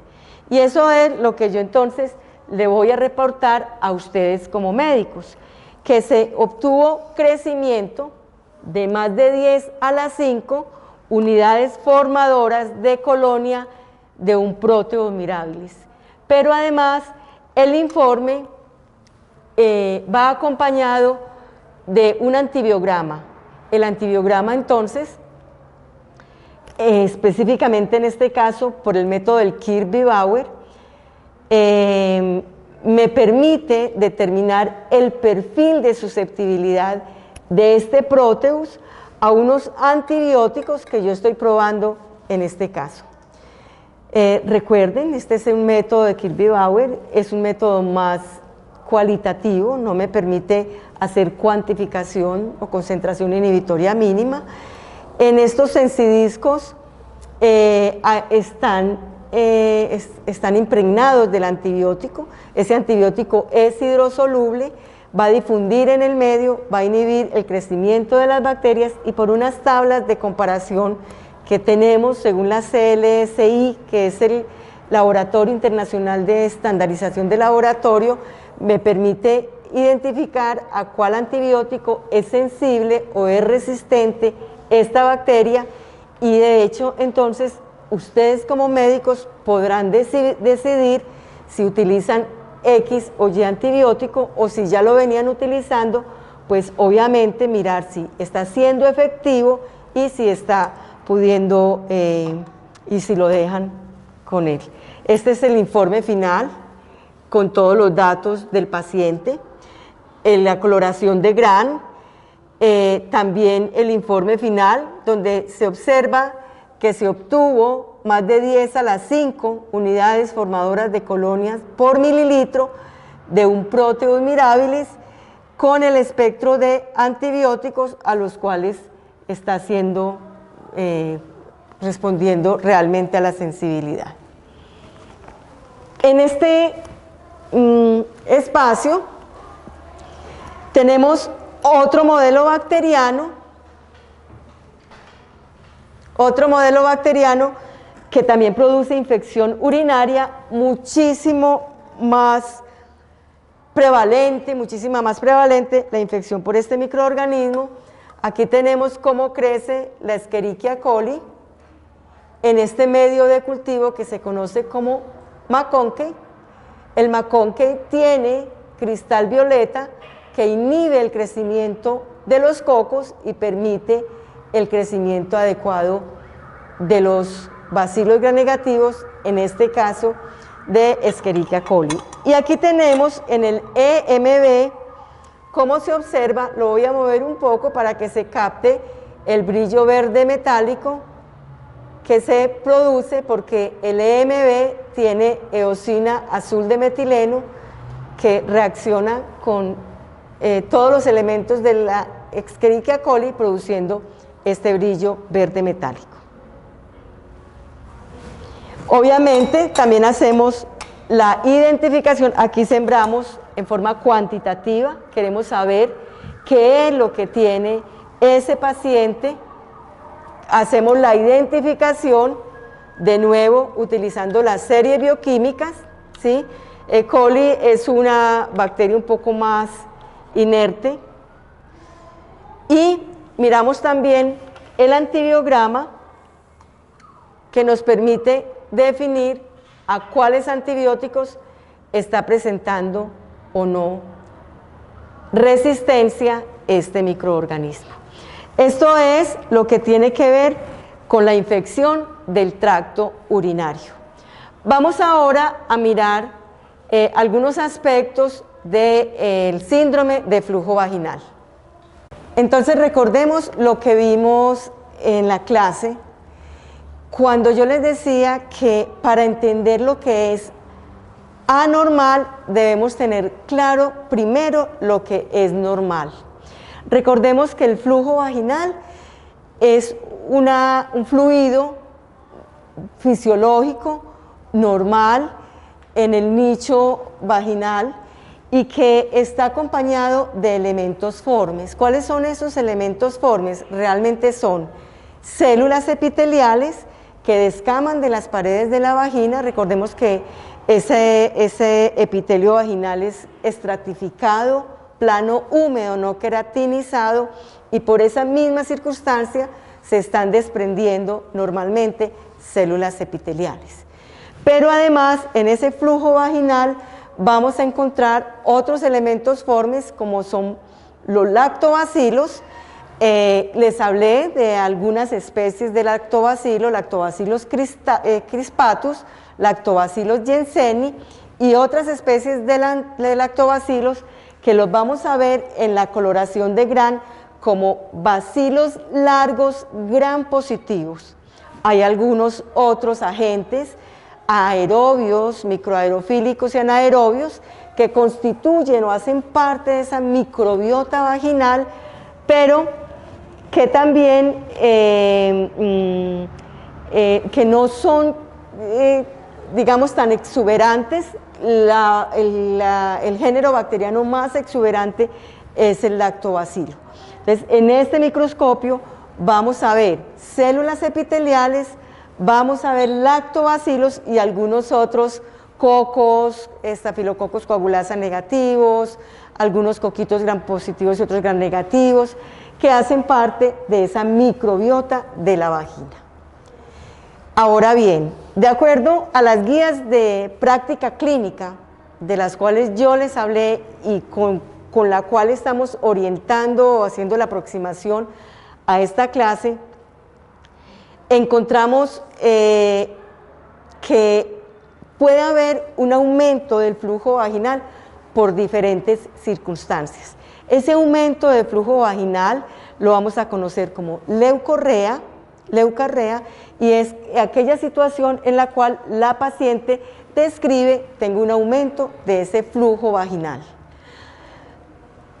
La primera situación en la cual se presenta ese síndrome de flujo vaginal es en la vaginosis. En este microscopio tenemos una célula representativa de lo que es la vaginosis. Y debemos tener claro que la vaginosis no es una infección de transmisión sexual. La vaginosis se describe como un disturbio microbiológico y bioquímico y que se presenta asociada a algunas situaciones no muy claras. Por ejemplo, se describe que el uso de juguetes sexuales mal higienizados, se describe que el uso de anticonceptivos y hormonales que alteran ese ambiente vaginal, el estrés, la malnutrición, se asocian con el síndrome de flujo vaginal asociado a la vaginosis. Ya sabemos entonces que la vaginosis no es una infección de transmisión sexual. Se ha comprobado vaginosis en mujeres que son vírgenes, que nunca han tenido una relación sexual. Sabemos entonces que cómo se hace diagnóstico de vaginosis. Tenemos que tener claro que son 4 ítems, 4 aspectos asociados a los criterios descritos por Amstel y colaboradores, en el que el primero es un test de aminas positivo. Recuerden, ese test de aminas se realiza cuando deposita una gota de KOH al 10% en el flujo vaginal y se desprende un olor como a pescado. Además, los otros 3 aspectos son que el 20% de las células epiteliales que descaman de las paredes de la vagina corresponden a célula guía. Tenemos que el aspecto del flujo es un flujo blanco, grisáceo, homogéneo, adherente a las paredes de la vagina y que tenga un pH mayor de 4,5. A ver, ¿quién de ustedes me quiere repetir los criterios con los que se hace diagnóstico de vaginosis bacteriana? Son 4 y que cumpla 3 de esos 4 me hace diagnóstico. Test de aminas positivo. Muy bien. Las células 20%, células guía. Que el 20% de las células descamadas correspondan a células guías. El pH mayor de 4,5 y la calidad del flujo, que es un flujo blanco, grisáceo, homogéneo, adherente a las paredes de la vagina. ¿Por qué consulta una paciente con vaginosis? Consulta porque primero tiene una leucorrea, es un flujo sintomático, y segundo porque describe que tiene un olor que no le parece que es el olor propio de ella y que quisiera mirar a ver qué está pasando, ¿cierto? Entonces eso es importante tenerlo claro. Vamos a ver, en esta vaginosis, recuerden, no hay un prurito que desespere a la paciente, que haga que esta paciente consulte. Y aquí en este microscopio tenemos unas células guía muy bonitas y muy representativas de lo que es el flujo vaginal asociado a la vaginosis. Tenemos otra situación en la que también puede haber una leucorrea, un síndrome de flujo vaginal. En estas circunstancias encontramos a las blastoconidias y a las pseudohifas de Cándida, del género Cándida, pero puede ser Cándida albicans, Cándida glabratas y quizás otras, en las que no hablamos de infección de transmisión sexual. En este proceso de la proliferación de las blastoconidias que habitualmente conviven y son comensales en esa vagina, empiezan a proliferar, esas blastoconidias geman y van a producir o van a liberar o a generar, perdón, pseudohifas, van a generar pseudohifas que son la forma invasiva de esa cándida.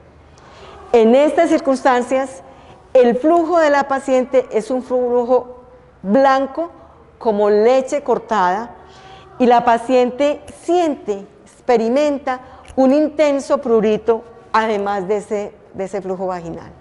Y eso hace que la paciente deba consultar a su clínico. No es una infección de transmisión sexual porque, como se los dije, Cándida es un comensal y en su forma de blastoconidia vive allí y por circunstancias particulares prolifera a esa forma de pseudo-hifa, generando entonces esta situación clínica que hace que la paciente entre a ser catalogada como a tener un síndrome de flujo vaginal, pero repito, no es una infección de transmisión sexual. Muy bien. Y finalmente, haciendo parte del síndrome de flujo vaginal, tenemos una vaginitis producida por producida por tricomonas vaginalis. En este caso, entonces hablamos de que sí hay una infección transmitida por contacto sexual. La tricomona vaginalis la van a ver en parasitología. Es un parásito, un protozoo con una membrana ondulante y un penacho de flagelos, y normalmente para hacer diagnóstico la vemos en solución salina del flujo vaginal, entre lámina y laminilla, vemos el movimiento de la tricomona, pero en este caso no teníamos para hacerle la demostración de las tricomonas vivas, infortunadamente, pero las tenemos en todo el centro.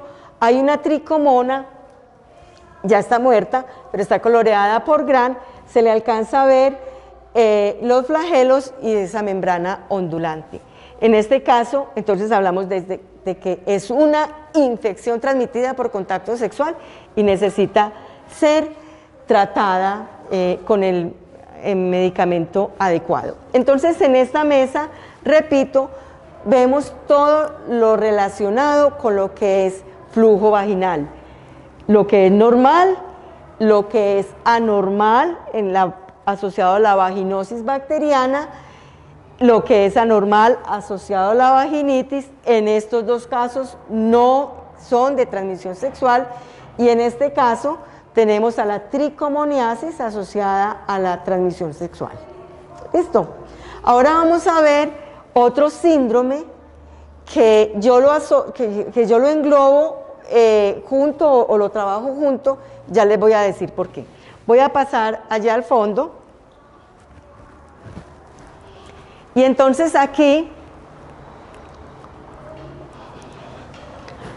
en estos dos microscopios de los extremos, vamos a ver cómo Clamidia trachomatis y Neisseria gonorrhoeae, que son dos bacterias de transmisión sexual, van a producir cervicitis y van a producir uretritis.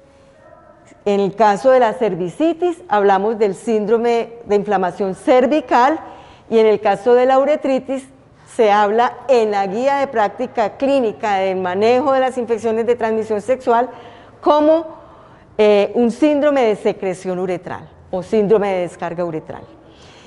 En el caso de la Clamidia trachomatis, en cualquiera de las dos circunstancias hablamos de infección transmitida por contacto sexual, ya sea por abuso sexual, ya sea por contacto consentido, pero en cualquiera de los casos se presenta. En el caso de la muestra de cervicitis o de uretritis, pues en las muestras lo que vamos a buscar en primera instancia es esa reacción leucocitaria. Esa reacción leucocitaria que en el caso de Clamidia trachomatis, tanto para cervix como para secreción uretral, lo único que vamos a ver es reacción leucocitaria. ¿Recuerdan ustedes las características propias de Clamidia trachomatis? Es una bacteria muy pequeña, intracelular obligada, es una bacteria del orden de los nanómetros, y por eso no la alcanzamos a ver al microscopio de luz, a este microscopio convencional. ¿Qué vamos a ver? Tanto en el caso de la cervicitis como de la uretritis, vamos a ver la reacción leucocitaria. Vamos a ver solamente reacción leucocitaria, como lo muestra este microscopio. Si no vemos más nada, pues clínicamente y desde la fundamentación microbiológica debemos tener claro que hay otros agentes diferentes a Neisseria que produce esta infección y que entre ellas tenemos entonces a la Clamidia trachomatis con sus características propias y ese ciclo biológico para producir la infección. Pero cuando tenemos la infección por Neisseria gonorrhoeae, si alcanzamos a cultivarla, la alcanzamos a cultivar en un medio que se llama agar chocolate con telurito de potasio, en el que va a crecer la bacteria con unas características propias, unas colonias pequeñas, puntiformes, ¿cierto? Este es el medio adecuado para el crecimiento de Neisseria gonorrhoeae. Pero, ¿qué vamos a ver al gran? Y los invito a que vean este microscopio donde se ve claramente la reacción leucocitaria y se ven los diplococos gram negativos intracelulares. Se ven intracelulares no porque la bacteria sea en sí intracelular, sino porque el polimorfo o el macrófago lo está fagocitando, entonces obviamente nos habla de una infección activa y es importante tenerlo claro porque hay Neisserias saprobias, Neisserias que hacen parte inclusive de la microbiota, especialmente de la vagina, y que no son exactamente la Neisseria gonorrhoeae. ¿Esto queda claro? Entonces, esto es lo que muestra este microscopio. También muestra, ustedes vieron por allí, cuando estaban con Marcel, que para hacer la identificación de Neisseria meningitidis utiliza la glucosa y la maltosa, a diferencia de Neisseria gonorrhoeae, que solamente utiliza la glucosa. Eso está claro. Muy bien. Y finalmente vamos a ir a esta mesa. Vamos aquí a esta mesa, donde les voy a recordar cómo se hace el diagnóstico de sífilis. Entonces tenemos claro que sífilis es una infección de transmisión sexual muy conocida, muy antigua, que tiene unos ciclos. Recuerden ese primer ciclo, sífilis primaria, asociada a una úlcera genital, donde el campo oscuro, miren aquí está la úlcera genital en la sífilis primaria, donde el campo oscuro o la inmunofluorescencia directa, pues diríamos que son las pruebas pues más, digamos que nos podrían ayudar más, porque las pruebas serológicas tienen baja sensibilidad en la sífilis primaria. Pero una vez que sana esa úlcera genital, entonces la historia de la enfermedad continúa hacia un secundarismo sifilítico con unas características corporales, recuerden, máculas, pápulas, pueden ser pruriginosas, pueden evolucionar a pústulas, en los pliegues hay parches, en los pliegues hay condilomas planos, en la zona donde hay cabello hay alopecia areata, en las mucosas hay parches mucosos, bueno, cualquier cosa, no respeta palmas ni plantas, y cualquier cosa realmente en piel podría ser una sífilis secundaria. Y luego evoluciona a un periodo de latencia en el que no hay signos y síntomas, pero sí las pruebas de laboratorio dan positivas. Bueno, muy bien. Entonces, y luego de esa latencia, si aparece una sífilis terciaria, entonces hablamos, si aparece antes de un año, hablamos de una latencia temprana o una sífilis latente temprana, o si pasan más de un año, tardía. Eso está claro, ¿cierto?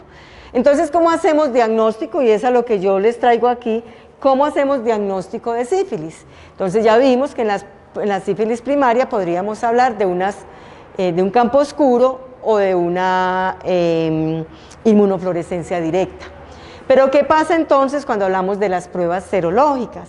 Entonces recordemos que esas pruebas serológicas pueden clasificarse en treponémicas y en no treponémicas. Hablemos un poco primero de las pruebas no treponémicas. ¿Cuáles son las características de esas pruebas que detectan y para qué sirven? Detectan un antígeno CCM, ¿Pero detectan anticuerpo o antígeno? anticuerpo, Muy bien. producido por el daño de los tejidos, pero no es propiamente del microorganismo, entonces pues por eso es no treponémica. Muy bien. El movimiento del treponema en sacacorcho o en tirabuzón, la hialuronidasas que libera, hacen que se liberen moléculas propias del tejido del humano, del tejido del mamífero, que se llaman colesterol, cardiolipina y lecitina. Esas moléculas sufren cambios conformacionales una vez que se liberan del tejido y empiezan a circular y lo van digamos, a reconocer como extraño todas estas moléculas del complemento. Se van por sangre y está el complemento, y el complemento dice, esto es como parecido, pero no es tan parecido, le voy a montar una respuesta inmune. Montan la respuesta inmune y empieza a producir anticuerpos tipo IgG e IgM, que son los que detectan las pruebas no treponémicas. ¿Qué más características tienen las pruebas no treponémicas? Es cualitativa. Son cuantitativas. Miren, aquí tenemos cómo estas pruebas empezaron a diluirse. Aquí tenemos el control positivo, el control negativo y las diluciones, cómo van de 1 en 2, 1 en 4, 1 en 8, 1 en 16, 1 en 32 y esta se fue hasta 1 en 64.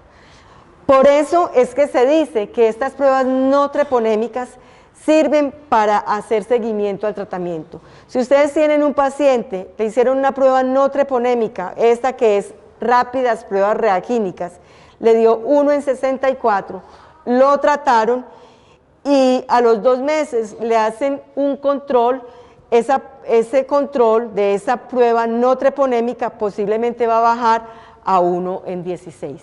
Por eso nos sirve para hacer seguimiento al tratamiento. Es una prueba que no es muy específica y por eso nos da falsos positivos en cualquier circunstancia en la que hay o destrucción masiva del tejido o en la que hay vacunación, hay síntesis celular. Entonces, en esos procesos se liberan cardiolipina, colesterol y lecitina y eso entonces nos puede dar un falso positivo. Entonces, ¿qué hacemos? Nos vamos a recordar las pruebas treponémicas. ¿Cuáles son las características de las pruebas treponémicas? Que marcan anticuerpos precisamente contra... Esas sí nos muestran anticuerpos directamente contra el treponema, anticuerpos tipo IgG e IgM. ¿Qué más? Te muestra si la tienes, aunque si la tienes activa o si la tuviste en el pasado, o sea, los anticuerpos. Muy bien. Estas pruebas nos dan positivas por toda la vida. Detectan IgG e IgM, son cualitativas. También son baratas, son cualitativas. Entonces aquí las tenemos. Esta es un ejercicio de una prueba rápida. Es una inmunocromatografía en fase sólida. Depositamos acá una gota de la sangre del paciente que debe tener, si está positivo, anticuerpos o no anticuerpos, si está negativo. Ella migra por este papel de celulosa y nos da un positivo o negativo. Estas pruebas no tienen falsos positivos ni falsos negativos, pero esta prueba permanece positiva por toda la vida. Entonces es la que nos dice, este paciente tiene o tuvo sífilis. Entonces, ¿qué hacemos cuando nos da esta prueba? Esta es la prueba que se le hace a las embarazadas, las pruebas que se hacen en el banco de sangre.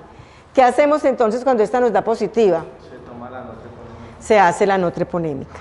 Entonces, esto lo deben tener claro. No sé si alguien se la quiere hacer, la rifo, quiénes sí, quiénes no. Yo quiero. Se la ceden.